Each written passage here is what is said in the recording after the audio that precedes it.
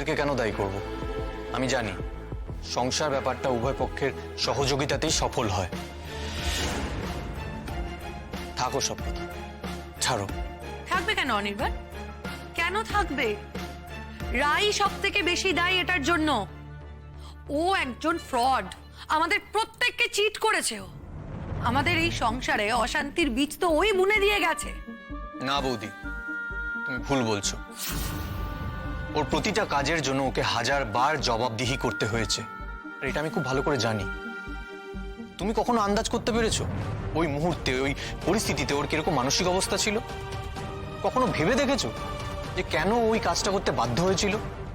শোনো অনির্বাণ, রাই ওই সময় ওই পরিস্থিতিতে যেরকম ভাবে মাথা ঠান্ডা করে ওরকম একটা সাংঘাতিক সিদ্ধান্ত নিয়েছিল, যে মানসিক স্থৈর্য ওর ছিল, তারপরে আর ওর মানসিক অবস্থা নিয়ে ভাবার কোনো অবকাশই নেই। রাই তো এটাও ভাবতে পারতো যে সূর্য ওর ফ্যামিলিটাকে লুক আফটার করবে, পারতো তো। ইনফ্যাক্ট আমরা সবাই হেল্প করতাম।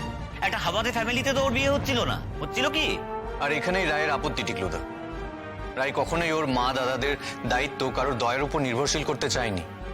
হ্যাঁ, তুমি এটা বলতেই পারো যে রায়ের বড্ড বেশি আত্মসম্মান, ও নিজে উপার্জন করে নিজের পরিবারের দায়িত্ব নিতে চেয়েছে। কিন্তু আমি তোমাদেরকে যতটুকু চিনি তার ভিত্তিতে জানতে চাইছি, তোমরা কি রায়কে এই বাড়িতে সেটা করতে দিতে? অনির্বাণ, এবারের বউদের চাকরি করার প্রয়োজন পড়ে না। সেটা তুমি বলতে পারো বৌদি, কারণ তোমার বাপের বাড়ির অবস্থা ভালো, তোমার কোনো দায় নেই তাদের প্রতিপালন করা। কিন্তু রায়ের সেই দায়িত্ব আছে। এতগুলো মানুষ কিন্তু রায়ের বাবা চলে যাওয়ার পর রায়ের উপর নির্ভরশীল। তুই ওকে বিয়ে করার পর তুই তোর বউকে দিয়ে আবার চাকরি করাবি নাকি? আমি কাউকে দিয়ে কিছু করাবার কে কাকিমা? একজন প্রাপ্তবয়স্ক স্বাধীন স্বাবলম্বী মানুষ তার জীবনে কি করবে না করবে সেটা সম্পূর্ণ তার ব্যক্তিগত সিদ্ধান্ত। শুধু হাজবেন্ড কেন, এই গোটা দুনিয়াতে তাকে কন্ট্রোল করতে পারে এমন কেউ নেই। আর হ্যাঁ, এটা রায়ের সিদ্ধান্ত যে তার স্বাধীন উপার্জনে সে তার মা দাদা পরিবারকে দেখবে। আর তুমি সেটাই রাজি হয়ে গেছো? না মানার তো কিচ্ছু নেই। আমি তাকে 100% সমর্থন করি। কাকিমা কাকু, তোমাদের কাছে আমার একটা রিকোয়েস্ট আছে, তোমরা প্লিজ এসো। আমি তো মেনে নিয়েছি যে রায় একটা ভুল করেছিল, কিন্তু তার একটা ভুল তো তার গোটা জীবনটা থামিয়ে দিতে পারে না। তার একটা ভুল তার গোটা জীবনটা নির্ধারিত করতে পারে না।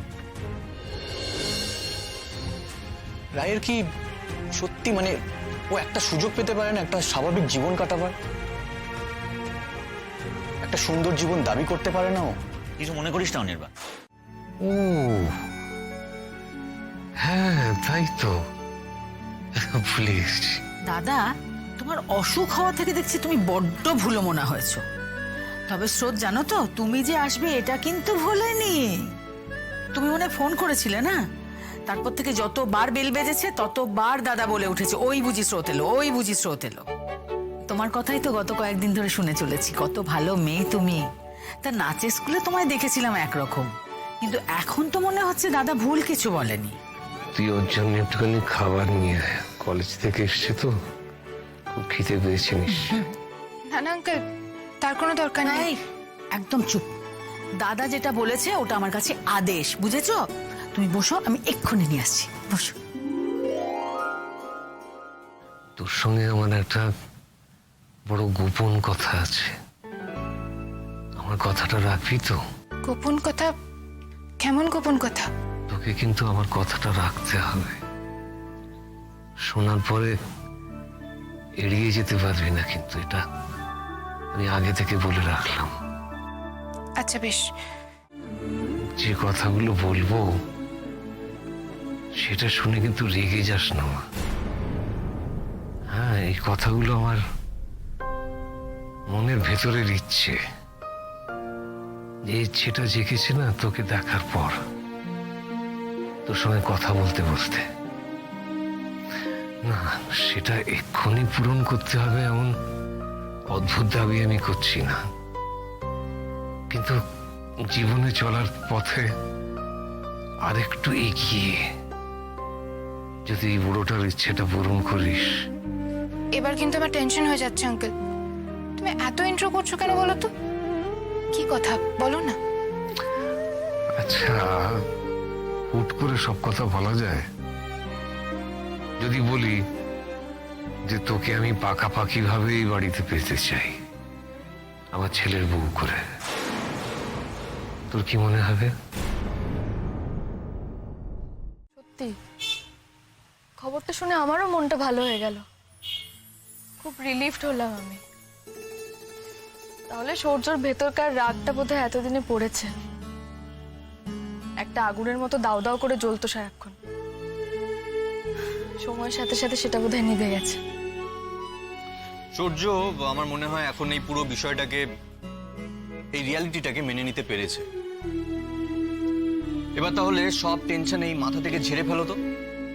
এতটুকু মাথায় তো টেনশন, বাপরে। হ্যাঁ, আচ্ছা অনির্বাণ, তাহলে কি সূর্য এবার নীলুর কথা ভাববে? ও কিছু বলেছে তোমাকে আজকে এই ব্যাপারে?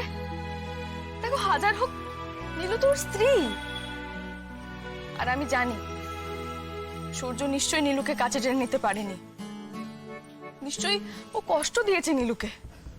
যদি আজকে সূর্যর ভালোবাসায় খাদ না থাকতো তাহলে নীলু মরিয়া হয়ে ওই মিথ্যে কথাটা বলতে পারতো না। আমার কেন জানি না মনে হচ্ছে সব ঠিক হয়ে যাবে, ওদের জীবনটাও আবার সহজ পথে এগোবে। দরকার হলে ওদেরকে মুখোমুখি কথা বলাতে হবে, না হলে আমাকে গিয়ে একবার কথা বলে বুঝিয়ে বলতে হবে সবটা। আমি খুব চাইছি আমাদের বিয়ের আগে যেন ওদের মিলমিশটা হয়ে যায়। আমি নীলুর মুখে হাসি দেখতে চাইছি অনির্বাণ, আবার।